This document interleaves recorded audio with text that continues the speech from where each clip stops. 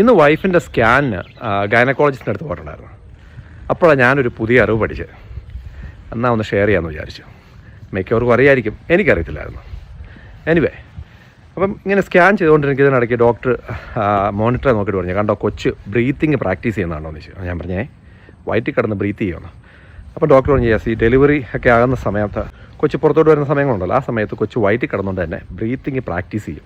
നമുക്ക് കൊച്ച് എക്കിലെടുക്കുന്ന പോലെ തോന്നും. ആ കൊച്ചിൻ്റെ മൂവ്മെൻറ്റ് ഡോക്ടർമാർക്ക് അവർക്ക് ആ സ്കാനെ നോക്കുമ്പോൾ കാണാം. നമുക്കും കാണാം ഇങ്ങനെ കൊച്ച് മൂവ് ചെയ്യുന്നത്. അപ്പോൾ അത് ഡോക്ടർ പറഞ്ഞില്ല, അത് കൊച്ച് ബ്രീത്തിങ് പ്രാക്ടീസ് ചെയ്യുന്നതാണെന്ന് പറഞ്ഞു. അപ്പോൾ ഞാൻ ഡോക്ടർ പറഞ്ഞു, ഡോക്ടറെ എനിക്കൊരു പൊട്ടച്ചോദ്യമുണ്ട്. ഡോക്ടർ നീ ചോദിച്ചോളാൻ പറഞ്ഞു. ഞാൻ ചോദിച്ചു, ഡോക്ടറെ ഈ അമ്നിയോട്ടിക് ഫ്ലൂയിഡ്, ഈ ഫ്ലൂയിഡിൻ്റെ അകത്ത് കിടക്കുമ്പം കൊച്ചിൻ്റെ വായിൽ മൂക്കിലെല്ലാം ഈ വെള്ളം കിടത്തില്ലെന്ന് ചോദിച്ചു. പറഞ്ഞേ എടാ ശ്വാസകോശം എല്ലാം ഫുള്ള് ഈ വെള്ളം ഉണ്ടെന്ന് പറഞ്ഞു. എന്നിട്ട് ഡോക്ടർ പറഞ്ഞു, എടാ അതുകൊണ്ടാണ് ഈ വെജൈനൽ ഡെലിവറി, അതായത് നോർമൽ ഡെലിവറി എപ്പോഴും നല്ലതാണെന്ന് പറയാൻ കാരണം എന്ന് പറഞ്ഞു.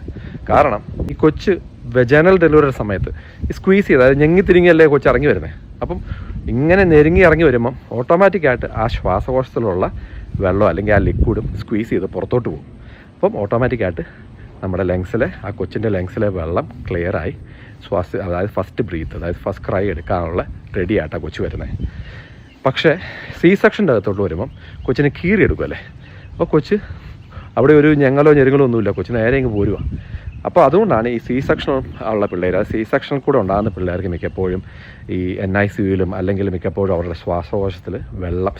ശ്വാസകോശത്തിൽ വെള്ളം കെട്ടിക്കിടക്കുക. അവരുടെ കാരണം എന്ന് പറഞ്ഞാൽ, അതായത് നാച്ചുറലായിട്ട് തന്നെ, അതായത് സൃഷ്ടാവ്, ഇപ്പോൾ ദൈവം ഇങ്ങനെയൊരു ടെക്നോളജി, അതായത് ഇങ്ങനെയൊരു പ്രതിഭാസം കൂടെ അതിനകത്ത് സൃഷ്ടിച്ചിട്ടുണ്ട്. അപ്പം ഞാൻ തന്നെ അന്തം പൊട്ടി, എന്തൊക്കെ കാര്യങ്ങളല്ലേ ദൈവത്തിൻ്റെ ഓരോ കലാവിരുതുകൾ. അതായത് വയറ്റിൽ കിടക്കുന്ന കൊച്ചിൻ്റെ ശ്വാസകോശത്തിൽ ഓൾറെഡി ഫുള്ള് വെള്ളം, അത് കൊച്ച് ഇറങ്ങി വരുമ്പോഴേ ആ വെള്ളം ഓട്ടോമാറ്റിക്കായിട്ട് സ്ക്വീസ് ചെയ്ത് പോകുന്നു നോർമൽ ഡെലിവറിയിൽ. വാവ്.